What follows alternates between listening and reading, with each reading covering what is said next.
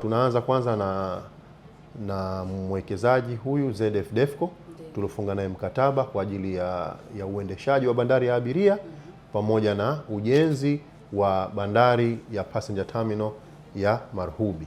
Kwa sasa hivi tunaona hususan kwenye sekta ya bandari, mwelekeo wa serikali ni ule wa mashirikiano baina ya kampuni binafsi na serikali.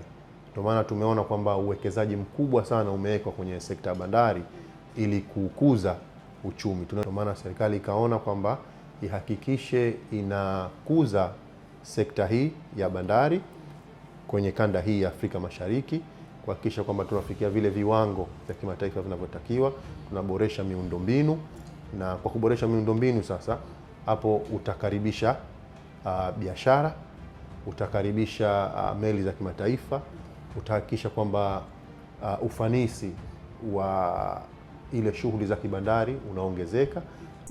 Azma yetu hasa ya ZF Defco ni kuhakikisha kuwa abiria ambaye anatoka kutoka Pemba, Dar es Salaam, au wageni ambao wanatoka Dar es Salaam, wageni wa nje ya nchi wanakuja Zanzibar katika bandari ya Malindi, wanapata huduma ambayo ni huduma salama. Kwanza tunahakikisha kuwa tunaboresha usalama pale Malindi kwanza, sababu ni wasimamizi sasa hivi.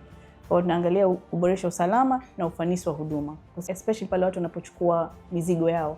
Kwa sasa hivi ukienda Malindi pale tunakuwa tumeka carousel, sio nihitaji ile raba ile kama ya airport ile, watu ukitaka kuchukua mizigo yenu unapata kuichukua pale. Kwa hiyo tumeboresha kwa abiria akiingia pale sio sana anapata shida. Ile bandari tumeongeza huduma ya viti vya kukaa, sehemu za watu kukaa, tumeitengeneza ionekane na muonekano mpya kabisa. Ili mgeni akiingia pale anahisi sasa nishaingia Unguja. Unajua tumeingia Unguja sasa hivi, tunapata huduma ambayo ni salama na ambayo tumeboresha pia. Kwa hivyo idea ya Malindi ndio hiyo. Kitu kienda sasa Marhubi ni manake ni bandari mpya na ya kisasa ambayo tunategemea kwa tunaimarisha miundombinu ya usafiri baharini hapa Zanzibar.